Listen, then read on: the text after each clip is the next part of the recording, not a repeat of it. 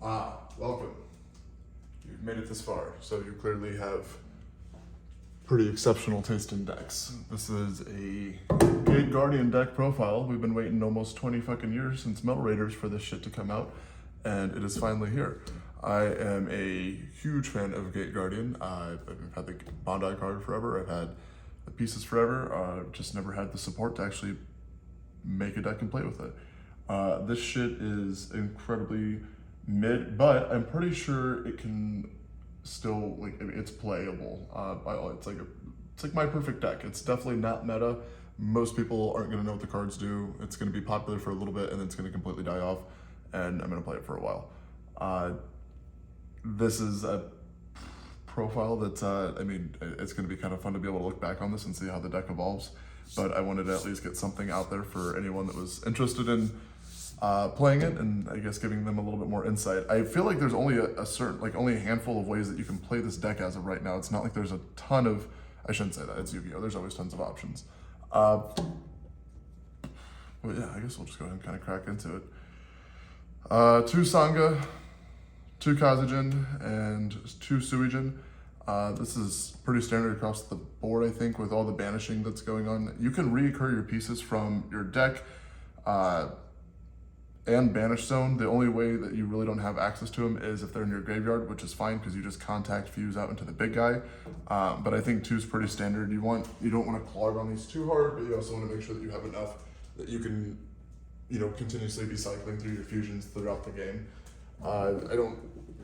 Honestly, I think Kazejin's probably the most important one, simply because you use him for the one that's between, the one that makes the fusion with both of these and both of these. Because this is the spell and trap negator, the one that uses both of these guys, and then this is the one that searches your spells and traps. So I would say Kazejin as the universal piece is probably the most important, but those are the ratios that I would say. I guess we could just leave those up for now. 3 Labyrinth Tank.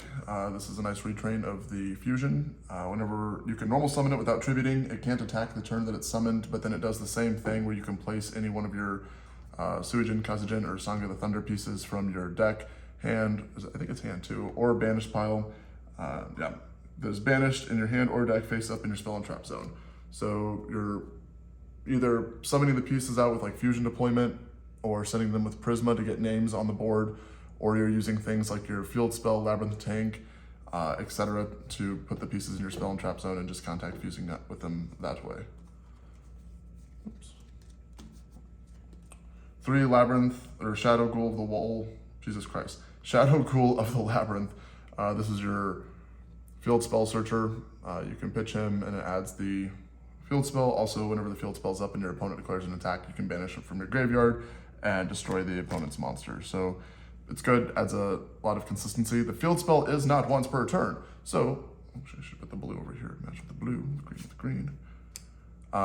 So if you draw the field spell and this, and so, you can pitch this guy, use the first field spell to place a piece, activate the second field spell, place a second piece. So the deck, for what it's worth, whenever it starts rolling, it definitely can combo off a little bit, which is pretty nice. And then I'm playing 2 Fenrir. I don't know if I would say that this is mandatory. It is level 7, which is nice with the Sacred Sword of 7 stars engine. And then it is nice for being able to apply pressure as well. With it being level 7, obviously that gives you some rank 7 plays with the extra deck, but I don't know if I would necessarily say that Fenrir is necessary, or if you are going to play Kashtiras, how that whole engine would play out. I've never played Kashtiras, so this guy, I've never even played Fenrirs before until this deck, to be completely fair. And the card is really good at applying pressure. So I don't know if I would say that it's mandatory, but it is good.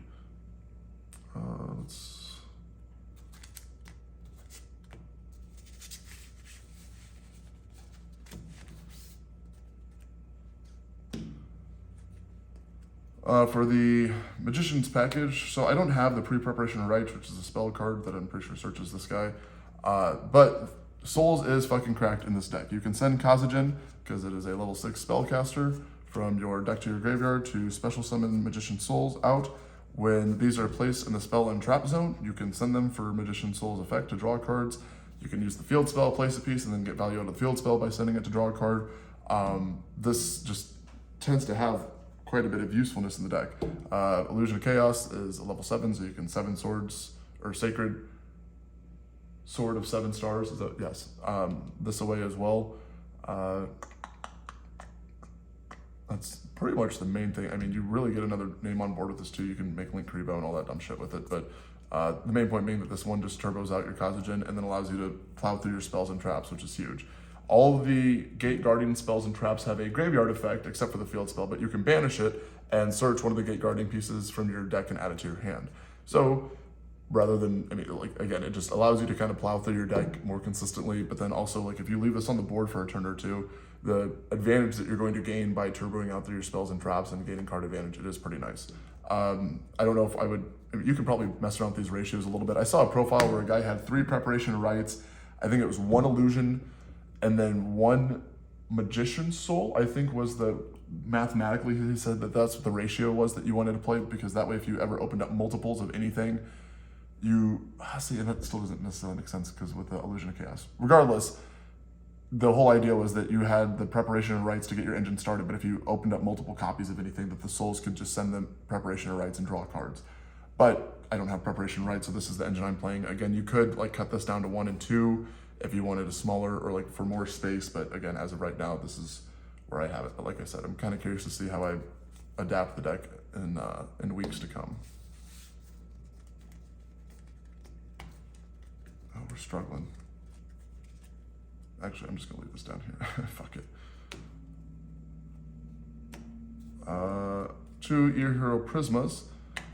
This is a common. I don't have supers yet, don't judge. But you can send any, or you reveal 1 fusion monster, which 9 times out of 10 you're just gonna reveal the big guy because it has all 3 fusion materials listed on it. And then you can send any one of those pieces from your deck to the graveyard, and his name now becomes treated as that piece. So 1, it loads up your graveyard quicker to contact fuse out into the big guy, but then also he can just become whatever piece you need in order to get into one of your 2 monster fusions, like the Spell or Trap Negator. 3 Ash Blossom, because this is generically good, and believe it or not, it is a level 3 tuner, which happens to make a level 10 synchro whenever combined with a level 7 monster. So there is extra value that you can get out of this whenever, or once it's already been pitched. But I also don't really have a ton of room for hand traps as of right now that I can find. Again, you could cut out shit like this to play Imperms or Nibirus, whatnot, but I'm really trying to play around the deck and figure out what the right ratios are.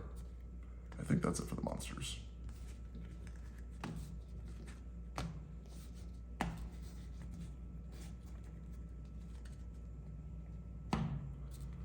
Spells and traps, 3 of the field spell, Labyrinth Wall Shadow.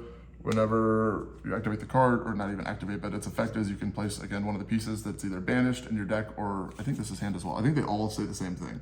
Yep, hand, deck, or banished. Again, the only place that the field spell or any of the spells and traps or effects can't touch the monsters, like the Sanga, Kazejin, and Suijin, is if it's in your graveyard, which again, you can contact fuse out of your graveyard into the big guy. It's hand, field, or graveyard for the big guy, which is pretty nice. So they do make it so that you have playability no matter where your pieces are at. As long as they're not banished face down, you're good to go.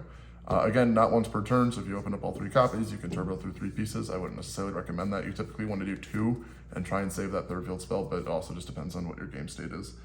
3 Sacred Sword of 7 stars. It allows you to draw 2 cards. If you open this and this, it's pretty cracked because, again, Sacred Sword, banish whatever piece you have, draw 2 cards, and then you can just bring the piece back with Labyrinth Wall Shadow, which is pretty valuable.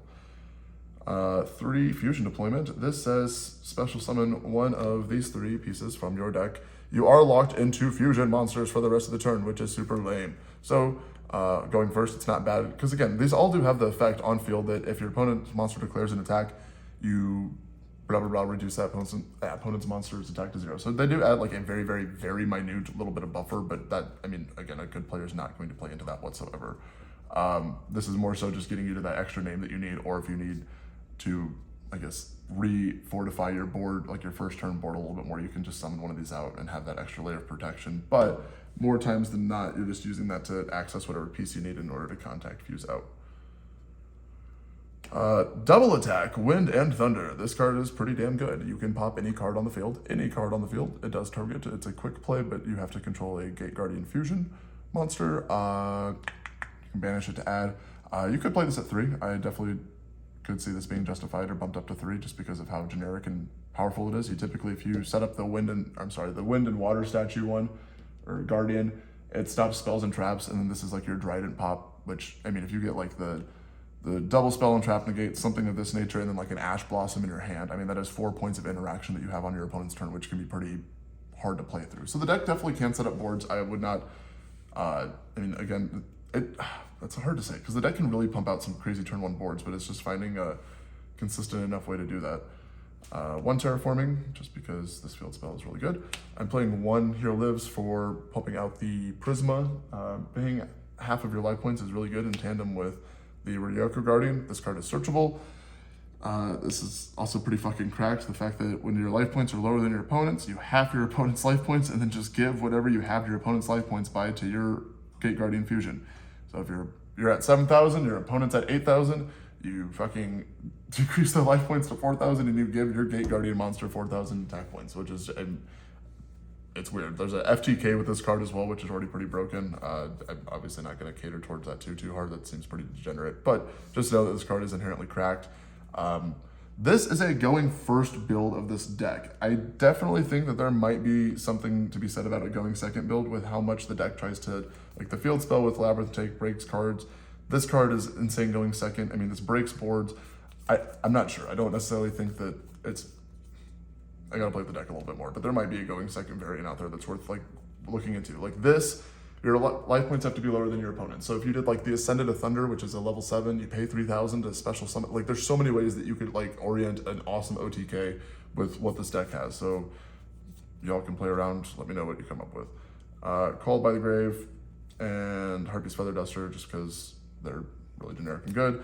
I think being able to, something to be said is obviously the spells and traps that surge can be ashed, but the field spell places the pieces, or like the tank places the pieces. So that's not adding, so you can't ash the field spell or like the tank whenever they go to, whenever you go to put one of your pieces in your continuous, as a continuous spell. Prey of the Jirai Gumo, it's a very weird card, but it still kind of works inherently with the deck. You banish it from your graveyard, again, to search any of these pieces, but then also you can summon it as a monster in whatever column you place it in, and then it destroys whatever monster's in the same column on your opponent's side of the field. So if you're going first and you set up your extra monster zone with a monster, like your Gate Guardian Fusion, and then you put the fucking trap card here, you can force them. I mean, you either do it in the center or this column, whichever one, like the extra monster zone or the center, because that's typically where people play the most. But you can either pop their monster or force them to play a link monster in this zone, and then you can pop it, which makes sense because the whole like labyrinth thing, it's crazy how they integrated that. That's the main deck though, 40 cards. Again, there is definitely some wiggle room here. Again, Hero Lives, there are certain cards that are more techy, but you do need things to get your engine going and started. So I don't think that any of this is necessarily too outlandish. I would dare say that most people are probably running a kind of a similar deal to what I have. I've seen someone try and play an Eldritch variant, which that is cool. Golden Lord can send all the pieces to revive himself, but I don't know necessarily how much synergy is there with him being level 10. Maybe you're not necessarily even playing the Eldritch shit for like the extra deck, more so it's just a secondary engine to support, which could make sense. I mean, if you sit on, you know, the Gate Guardian Fusion and you have like a Golden Lord and a bunch of traps to back it up, I guess that is kind of a pain in the ass. Again, 40 card main deck, extra deck. So 1 Relinquished Anima, I guess there. Link Karibo, these are both for Magician Souls. They're both link 1s, but can going second take an opponent's monster. Going first, it's just a good generic link 1, and then you can keep recurring it. I do play a cross sheet, so this is something that I am inherently trying to play around with, but I'm sure as like the time progresses, I'll be able to find something a little bit better. These aren't really, I don't know if I really would recommend the BLS link. I haven't really seen him come up too much in playtesting, but his effect, if you make him with a level 7 or higher monster, he does have awesome buff stats, so that might be worth playing. The whole idea with Cross Sheep though is that you can get rid of any 2 monsters. Like if you're going second, you can scoop one of your opponent's monsters and something generic and make Cross Sheep. That way when you fuse, you can either bring back your Prisma and keep pushing, or you can bring back like your Magician Souls and keep linking up into something like BLS or Access Kotaker. Bear in mind, the field spell prohibits anything level 5 or higher monsters Jesus Christ, let me make sure I'm reading this properly. Anything that is a link monster or a XYZ monster cannot attack the turn it's summoned. Monsters cannot attack the turn they're summoned except monsters whose original level is 5 or higher. So anything that has a link rating or an XYZ rating cannot actually summon the turn it's summoned, which is kind of cool. So, or cannot attack the turn it is summoned. So for OTKing, do bear that in mind, like with access code, that you need to clear your field spell with something like Magician's Souls in order to push through. If you don't have it, it doesn't matter, but that is something kind of cheeky that the deck has, like a very universal layer of protection that can stop a lot of monsters from attacking the turn that they're summoned.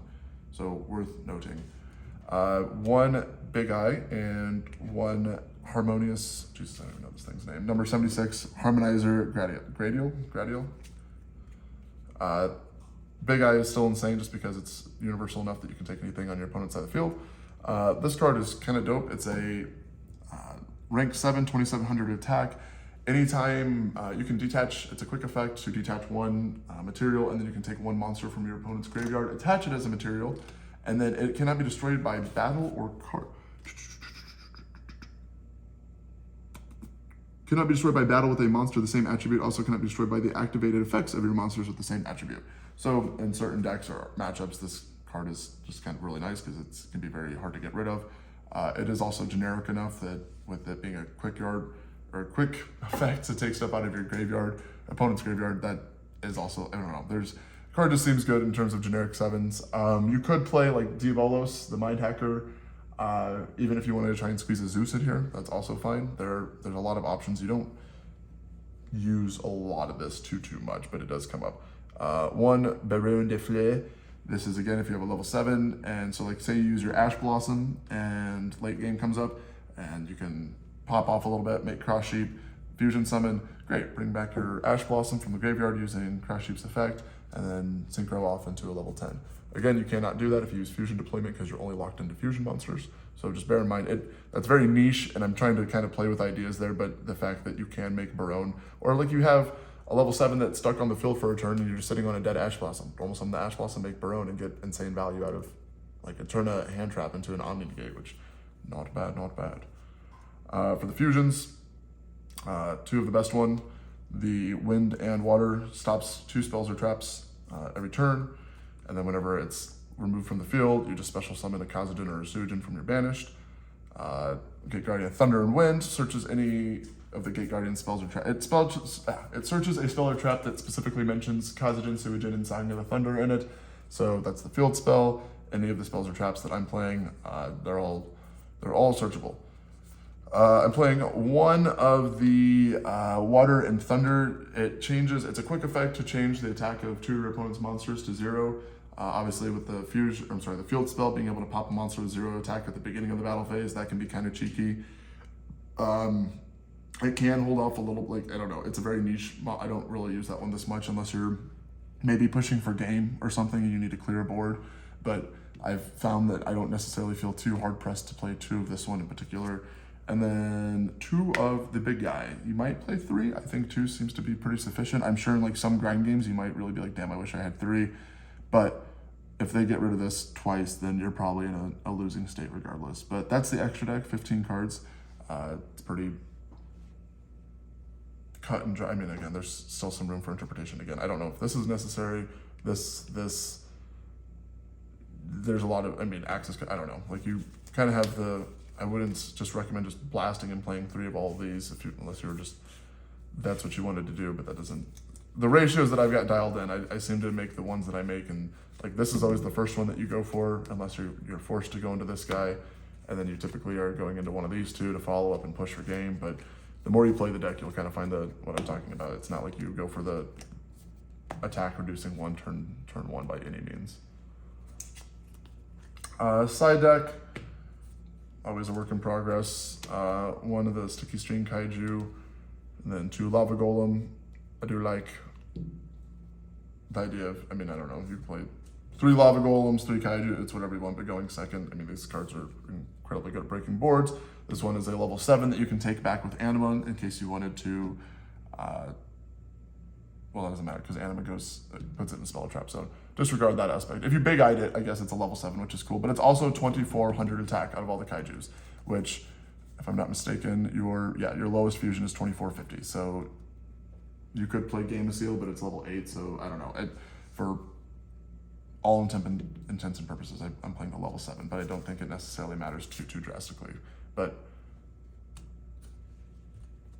2 kaijus and a golem, or Jesus, 2 golems and a kaiju, 3 cosmic, just good generic removal. You know, you get your runic fountains and all your, I don't know, like you could play lightning storms, but I think also the fact that this makes you take 1,000, it kind of sets you up. If you're going second, you can pop one off, and then your Ryuku Guardian spell or trap is live as well, which is kind of, that's minute, but also just worth noting. Oh my gosh, I've never noticed that one of my evenlies isn't first ed. That's crazy. 3 evenly matched, because this card's still broken going second. I am going to try out 3-dimensional barrier moving forward. I think going first, I mean, this can be a pretty good blowout. I don't know, maybe this should be hand traps or something. I don't know if I'd play dimensional barrier now that I'm sitting here talking about it. What the fuck? Dude, one of my there can only be ones is not first ed either. Damn, that's like a 2/3 of a play slot in each of those. It's so irritating. This card is cracked though in this deck. Everything is a different type, so you're not getting hit by, or you're not affected by it really that much, but a lot of decks struggle to play around this. Dimensional barrier is the only card I would say, like, sure, if you really wanted to switch something around, you could play like your Sphere Modes or Nibiru's, anything of that nature, but, or even like your Book of Eclipses, depending on what that should be. But yeah, I don't know. I might change that out, but that's the deck, guys. 15 cards on the side. Well, here, I guess I can try and do a test hand or two and see how that goes. I really do like how the deck plays. It is quite fun. It's not Kaiushin, that is for sure. You definitely have to open well, I would say, because otherwise, I mean, the level 7 monsters, if you draw 2 or 3 of those and you can't do anything with them, it is quite unfortunate, but that's why you play things to unbrick your hand.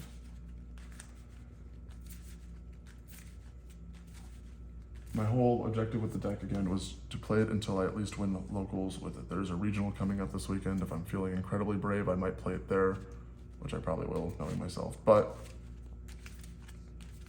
we'll see. All right.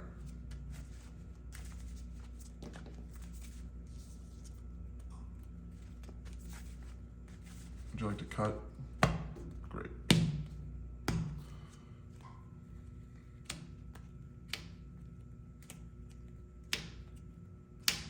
Excellent.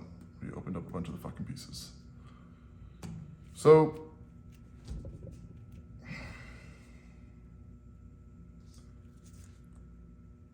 this is kind of irritating. So Fenrir, effect, hope to God that you don't draw like a Hero Lives or something.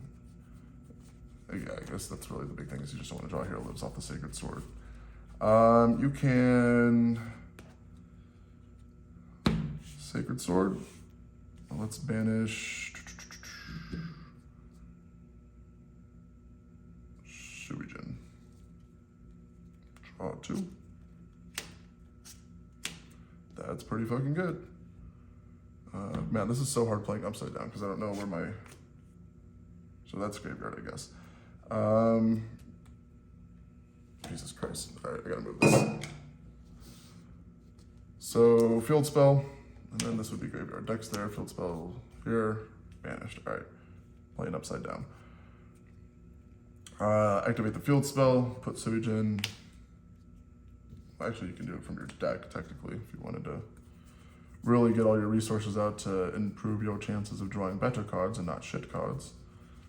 So you can place your Suijin and a spell and trap zone from your Labyrinth wall.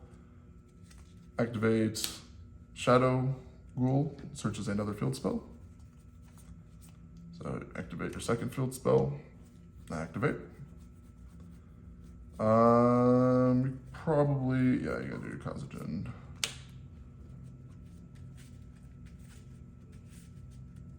The deck, normal summon the Labyrinth Heavy Tank, activate. Now you have access to the big guy, the little guy. If we had one more Suijin, we could make both. Because you can tag both of these out. So again, like if this was like your fusion deployment or something of that nature, you'd get access to your big guy as well, because you would have 1, 2, and then you need your last Suijin, and then you could get him out. But right now you're able to make the spell and trap.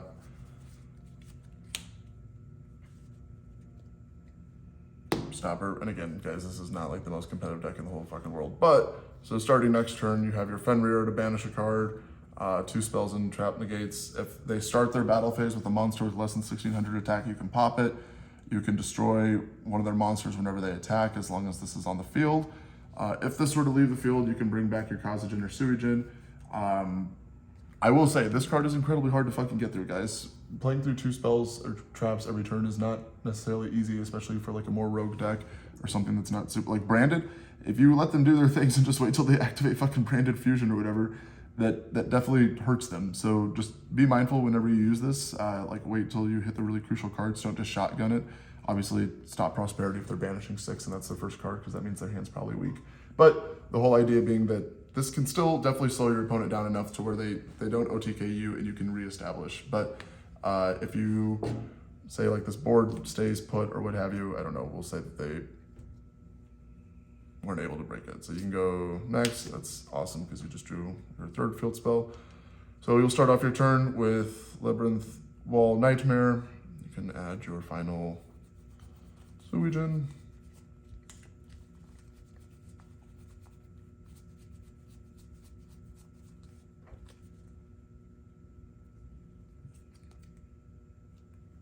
I'm sorry, we can bring that back. You can use your Labyrinth Tank effect to place a piece. And if your opponent has a monster, he pops a monster. Oh shit. From there you can contact, fuse out.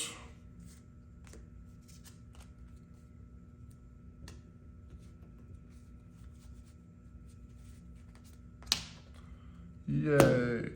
Pitch, add your final field spell. Activate, use the effect to bring back a Kazejin. Fusion summon. Oops. You go into the one that can search a spell or trap. Activate the effect so that you can search realistically one of these 2 cards, whichever one you need to push for game. But again, this one's typically the universally just the best, as it's a quick play, dried-in effect. But yeah, I mean, that kind of showcases how the deck plays off a little bit. I mean, obviously the different like lines of play, depending on if like you open souls or what your spell and traps look like. But this is more or less what you're trying to do turn after turn, is just pump out the big fusions and protect it with whatever else you can. Like I said, the deck is incredibly fun. I'm very happy to be able to play it. Like I said, need to get it tuned up and figure out what the most competitive version of it is. But thank you guys. I really appreciate you checking out the video. Obviously, I'm open to any feedback or recommendations that you guys have. But yeah, like I said, just stoked to be able to play the deck. I'm going to tear up locals with it, or at least try my best. But thank you guys, and until next time.